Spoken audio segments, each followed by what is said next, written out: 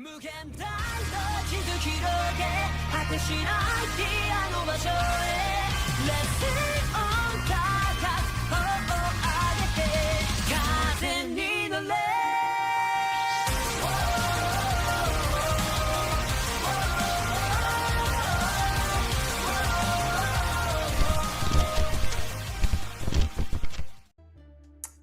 What's going on YouTube? It is Wrath, and today I am bringing you another deck profile based off of one of my favorite characters in the series and probably the card game as of late.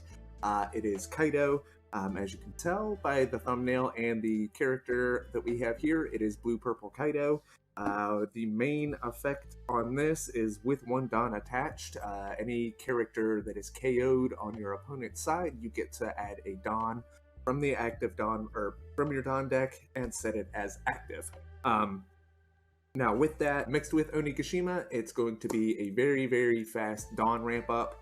And so some of the cards that you'll see in here, you may or may not agree with, but from my personal experience, having played the deck quite a few times, with and without the certain boss monsters and things like that, I figured I would try to go a more keeping control and getting a control of a board variant here with this deck. But without further ado, let's go ahead and get right into it. Right off the bat, we're going to be playing 4 Onigashima. Any standard Kaido profile, whether it be blue-purple or just mono-purple, 4 is standard. Like I said, it is a very fast Dawn ramp-up deck, so you want to basically see as much Dawn as possible, starting your turns and going in and out of your turn. Next, we have the... so we're going to start this based off events and then kind of work with low cost all the way up to the higher cost monster characters. So starting off, we have 1 Thunder Bagua. Most of the events in here that you're running are going to be +4. So this is just kind of a backup when you don't have the other ones when you need them. Standard in any Kaido list is for Blast Breath. Like I said, we're running pretty much all +4 events, +4K events, so you're not really going to have to worry about using too many counters from the deck, so that way you have them when you need them. Next, for blue events, we are playing, I believe, only the 3 Love Mellow. This is basically a +2 Blast Breath minus the Dawn that you have to return for using said card. Now with this deck, I've added quite a few blockers for various reasons. One, because most of a board here with this deck gets blown up quite easily. So you don't necessarily want to have too much board presence to start off the match. You can lay some of these other cards down that you'll see other than the blockers, but they're just going to be very situational cards outside of using them for their counters. So starting off, we are running 4 blue, 1 cost blocker Law. Very good at the start of a turn, very good going into late turns. It will buy you an attack or bait an attack. Normally with the lower cost blockers, you don't want to use events or anything like that as far as protecting them. Just take the hit because you're just going to be wasting cards at that point due to its power level. Next up on the list, we are playing 4 Perona. This is the searcher of the deck. Now when I said a more control based variant of this deck, this is going to be the searcher for your boss monsters. So your starting hands, you don't want to necessarily, you want to at least see 1 boss monster or character in your starting hand. If you don't, that's why you have this. And the next card on the list is the 3 cost Dofi blocker. This will also allow you to stack the deck and pretty much set it to a way where you can know what you're drawing into and set it up to control the game in a later state. Now, this was a last minute addition. I was doing 2 of the Miss something Finger, I think is her name. I don't remember. She's a 2 cost, I think. Anyway, we are playing 2 of the 3 cost Miss All Sunday blocker. This is going to be for, you don't want to see her early, but if you do, it gives you the opportunity to use an event sooner rather than later.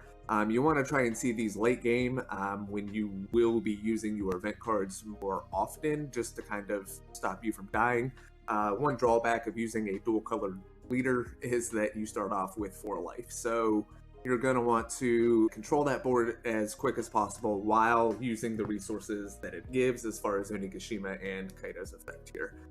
Late game, using these, getting your Blast Breath, getting your level of Mellows back, very going to be crucial in protecting your bigger boss characters from being destroyed and surviving a few turns, as far as using their effects to control the board. Next, we are running 3 Who's Who. Who's Who, in this sense, goes very well with Kaido's effect. When you KO a character on their side of the field, you get to set a Dawn from the Dawn deck as active, and this will trigger that effect. With that being said, you want to have as much board removal as possible to pretty much cash in on his effect while mixing it with Onigashima. Next, we're playing 4 Mihawk just for the +2 counter.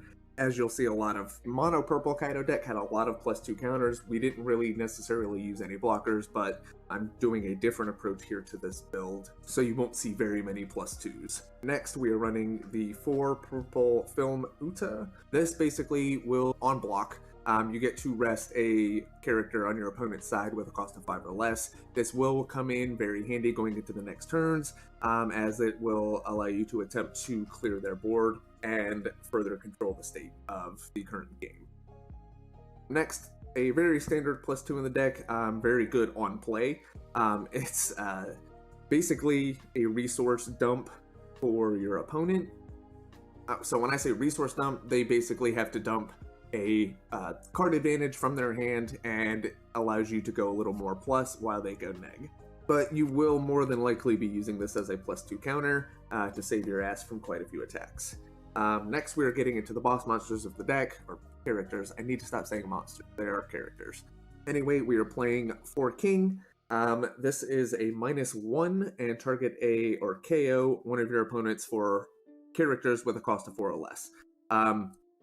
Very good, pairs very well with Kaido's effect, allowing you to get 1 extra Dawn, therefore also using Onigashima, so you could also look at his effect at almost being free, so you're almost guaranteeing that you get that Dawn you use for his effect back with Kaido's effect.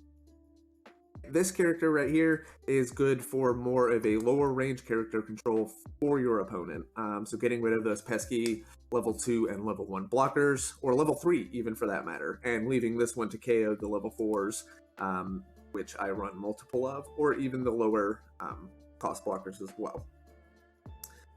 Next, you want to try and minimize use of this card and not use it too often. If I play this, I have a little more board control as far as what I'm able to do, and then I'll pass turn. They will play whatever characters I want. Unless it has rush, it won't be able to attack. So going in and controlling board presence, you will play this. You will be able to target the characters that they just played more than likely. From that, the last 2 characters in the deck, we are playing 2 of the cost 9 Rush Kaido. It also will allow you to KO a character on your opponent's side with a cost of 6 or less. Like I said, most of this deck is KO factor, depending on the cost, and allows you to utilize his effect. With that being said, hope you guys enjoyed today's video.